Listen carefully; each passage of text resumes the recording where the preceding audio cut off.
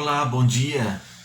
Essa é mais uma aula de escola dominical. Hoje é domingo, dia 13 de junho de 2021. É um prazer ter você aqui conosco. É um prazer poder participarmos juntos dessa nossa conversa da escola dominical. Eu quero orar com você. Vamos orar pedindo direcionamento de Deus, sabedoria, pedindo que Ele nos oriente. Vamos orar. Senhor Deus, nós estamos aqui com amigos e amigas, pessoas da nossa igreja, pessoas de outras regiões, participando desta conversa, desse bate-papo, dessa nossa aula de escola dominical. Muito obrigado pela presença de todos e todas. Abençoe, traga luz, traga conhecimento, traga sabedoria do Teu Santo Espírito para cada um e cada uma. Nós oramos e pedimos tudo em nome de Jesus. Amém, Senhor. Bem, o tema da nossa aula de hoje é De Volta para Casa, o fim do exílio babilônico. Né? Quando o povo de Deus sai desse tempo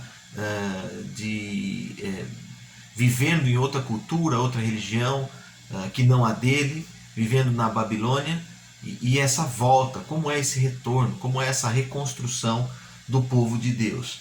E eu quero ler com você o primeiro capítulo do livro de Esdras. Vamos ler Esdras, capítulo 1. Diz assim: No primeiro ano de Ciro, rei da Pérsia, para que se cumprisse a palavra do Senhor, por boca de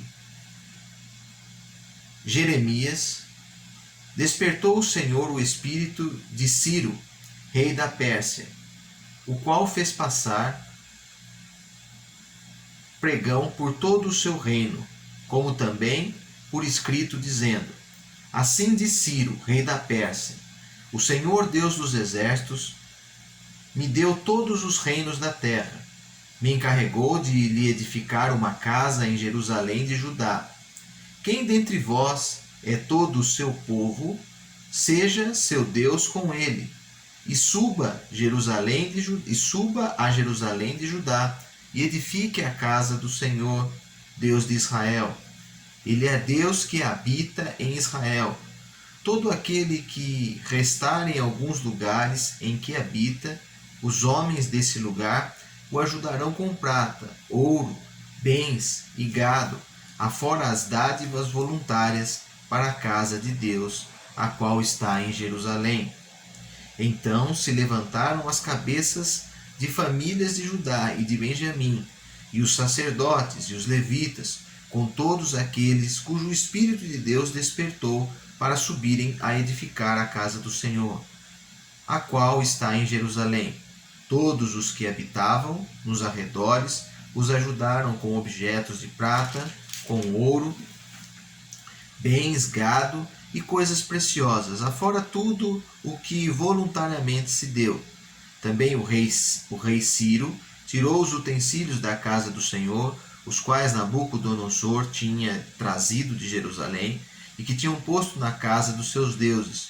Tirou o Ciro, rei da Pérsia, sob a direção do tesouro de Mitredate, que os entregou, contados a Sesbazar, príncipe de Judá.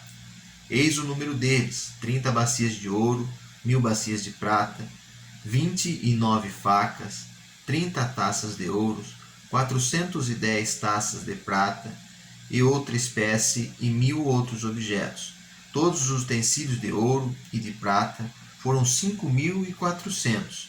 Todos estes levou Sesbazar quando os do exílio subiram da Babilônia para Jerusalém. Amém por esta palavra.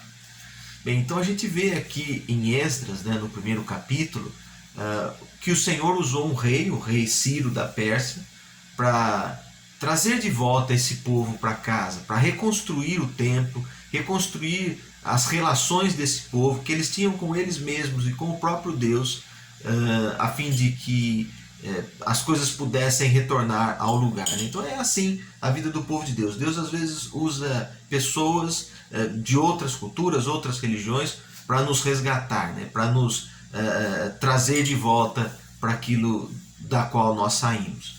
A introdução da nossa conversa começa depois do exílio da Babilônia. Deus resgata o seu povo e traz de volta para Israel. Então a gente viu aqui no texto em Esdras a preocupação de retornar o centro do culto, o centro político para Jerusalém de Judá, local que para aquele povo era tido como local de adoração ao Senhor. Existiram dois exílios, né? Dois tempos em que o povo de Israel foi deportado, saiu da sua terra e foi viver em terra estranha, trabalhar para outro povo, viver outra cultura, religião, enfim. O primeiro exílio fica de destaque do ano 722 a.C., quando o povo de Deus foi deportado para a Síria.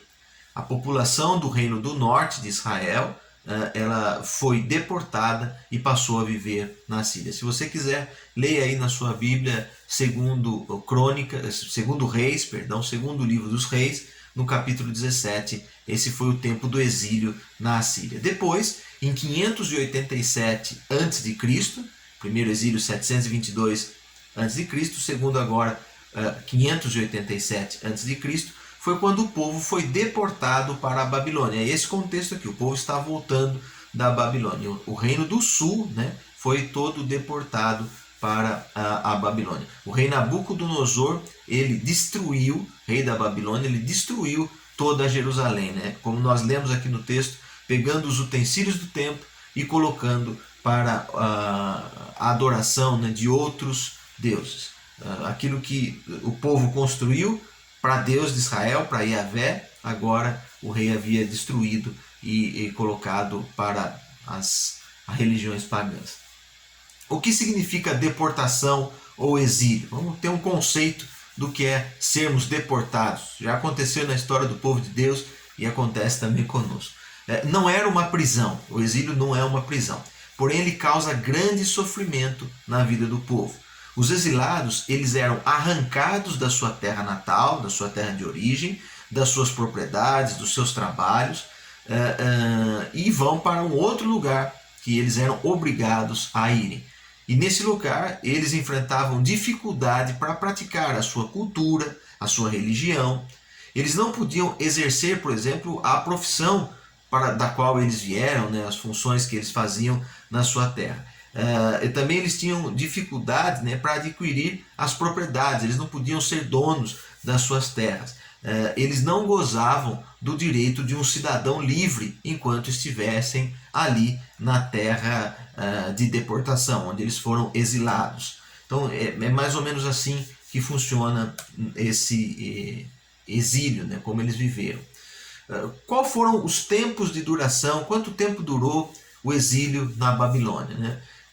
A primeira deportação, né, o primeiro prazo do exílio da Babilônia, ele vai de 597 a.C. a 538 a.C. E a segunda fase, né, a segunda deportação, como nós vimos nessas duas fases, eles vão de 586 a 538. Por duas vezes esse povo foi exilado.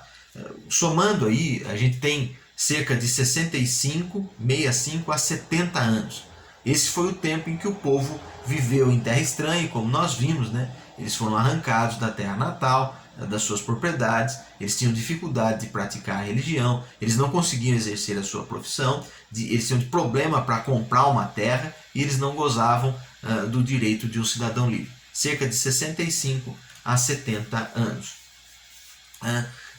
Pessoas que foram usadas por Deus durante esse tempo de exílio. Então, a gente às vezes pensa, né, durante esse tempo de deportação, Deus não falou mais com o povo de Israel? Falou sim, Deus usou, né?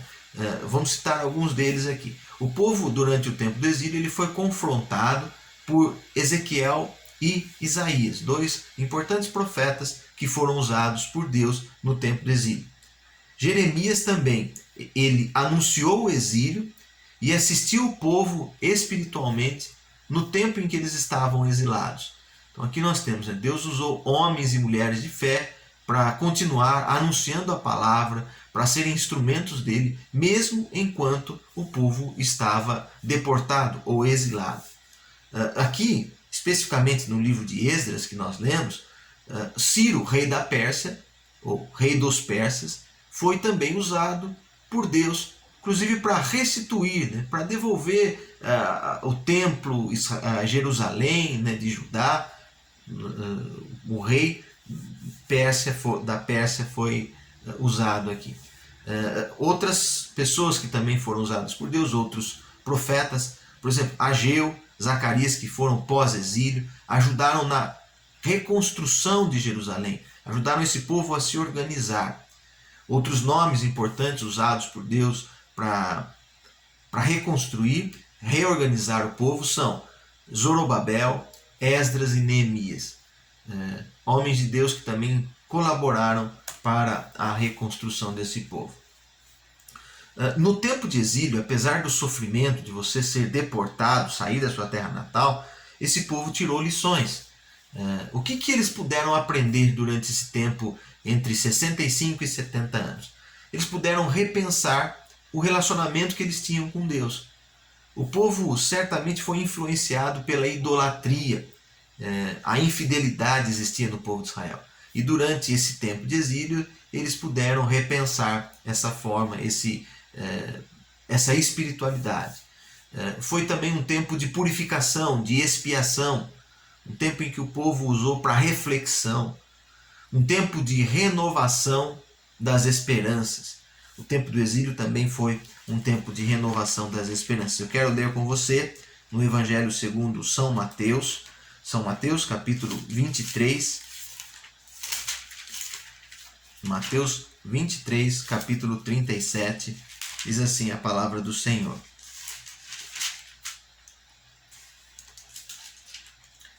Jerusalém, Jerusalém, que mata os profetas e apedrejas os que foram enviados. Quantas vezes quis eu reunir os teus filhos, como a galinha junta os seus pintinhos debaixo das asas, e vós não quisestes. Mateus 23, 37. Olha aí a palavra no Evangelho, né, desse Deus que usou homens e mulheres de Deus para que esse povo tomasse atenção, e eles foram rejeitados. Esses profetas, essas profetisas foram apedrejados e apedrejadas. Quantas vezes Deus quis reunir esse povo como um filho, né, como a galinha que coloca ali os seus pintinhos debaixo das suas asas, mas esse povo se rebelou. Então, essa infidelidade, né, a infidelidade do povo de Deus, ela tem um preço bastante alto, né? As pessoas pagaram, sofreram por isso. Durante esse tempo do exílio, por exemplo, muitos se esqueceram da história, esqueceram do tempo da libertação no Egito, e se esqueceram do Deus Yahvé que caminhava com eles durante os anos de deserto, confiaram em si mesmos e se distanciaram dos caminhos do Senhor. A gente pode ver que a infidelidade do povo de Deus era presente nesse tempo, e por isso eles foram deportados. Leia aí na tua Bíblia, né, os capítulos de 2 Crônica 36, segundo livro dos Reis 24 e 25, você vai ver essa infidelidade e o custo que isso tem na vida do povo de Deus, né? Os livros, por exemplo, de Daniel e Esther, eles relatam o sofrimento no período do exílio. A cultura babilônica influenciou o povo de Deus. Por esse motivo, Esdras e Neemias foram radicais, né? Para que esse povo pudesse botar fora toda aquela cultura da Babilônia, a religião, né, aquilo que trazia infidelidade para o povo de Deus. Esdras e Neemias foram bastante radicais. Diante dessa infidelidade, Deus, nosso Deus, ele deseja manter-nos próximos dele. Ele quer trabalhar a sua vida, a minha também. Mesmo com o distanciamento do povo de Deus, nós temos aqui a história de um Deus que está sempre presente na vida desse povo. A palavra profética nascia no meio desses conflitos, né? Apesar da distância da terra natal, Deus se fazia presente. O livro de Oséias, né, mostra, por exemplo, o amor incondicional de Deus para com o seu povo. Um Deus que não desampara os seus filhos e filhas, né? Eu quero ler com você aqui no livro de Oséias, Vamos ler Oséias capítulo 11. Eu vou ler os 4 primeiros versos desse capítulo. Fala um pouco, né? Quando Israel era menino, eu o amei, e do Egito chamei meu filho. Quanto mais eu os chamavas, tanto mais se iam da minha presença. Sacrificavam a Balaíns, queimavam incenso a imagens de escultura. Todavia, eu ensinei a andar a Efraim, tomei-os nos meus braços, mas não atinaram que eu os curava. Atraí-os com cordas humanas, com laços de amor, fui para eles como quem alivia o jugo sobre as suas queixadas, e me inclinei para dar-lhes de comer. Olha que interessante, né? O cuidado desse Deus, né? Sempre desejando e trabalhando para que nós nos mantivéssemos próximos dele. Felizmente, Deus não nos trata como os nossos merecimentos, né? Deus é um Deus gracioso. Ele sempre buscou a aproximação. Deus sempre apela para o coração, né? O livro de Oséias e também 1 João diz: ó, volta, ó Israel, né? Volta, ó povo, né? Eu quero vocês próximos. Então a gente vê aí, né? Apesar da infidelidade, Deus é um Deus de reconciliação. Também Deus instrumentaliza os recursos que Ele deseja, né? Deus chama os seus servos e as suas servas para a realização de propósitos.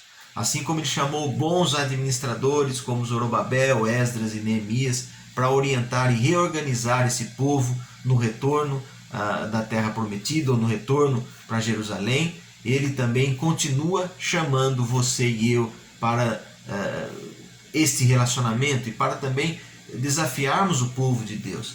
Até mesmo Deus usou um rei pagão, como o rei da Pérsia, Ciro. Ele foi usado por Deus para conduzir a volta do povo. Veja só, não é só os crentes, né, da mesma igreja. Deus usa até outras pessoas para nos chamar a atenção. Para fechar a nossa conversa, Deus continua agindo no nosso meio. Ele continua agindo em nosso favor. Apesar de nós cometemos os nossos pecados, apesar de nós mantermos distância de Deus, Ele quer cumprir o seu plano de redenção na minha vida, na sua vida também. Deus sempre ama e está ao nosso lado, mesmo nos momentos difíceis da vida, nos momentos mais desafiadores, como quando o povo de Deus foi deportado, exilado, Deus está presente e cuidando de você. Deus usa quem Ele quer, até as pessoas diferentes, como aqui no caso da nossa conversa. Ciro, rei da Pérsia, foi usado para reconstruir, né, para ajudar o povo na reconstrução. Até mesmo aqueles que nós nem pensávamos ou imaginávamos, Deus usa. E para encerrar a nossa conversa, eu quero ler com você o texto em Filipenses, capítulo 2, versículo 13, diz assim, Filipenses 2,13. Porque Deus é quem efetua em nós tanto o querer como o realizar, segundo a sua boa vontade. Tá aí, é Deus quem faz a obra, né? Eu espero que você também se abra, independente do momento que você está vivendo, né? Cuidado com a infidelidade. Deus sempre quer estar próximo de você e Deus instrumentaliza, né? Cria recursos, chama pessoas para a sua obra. Deus abençoe sua vida, espero que tenha sido relevante essa conversa e até o nosso próximo encontro.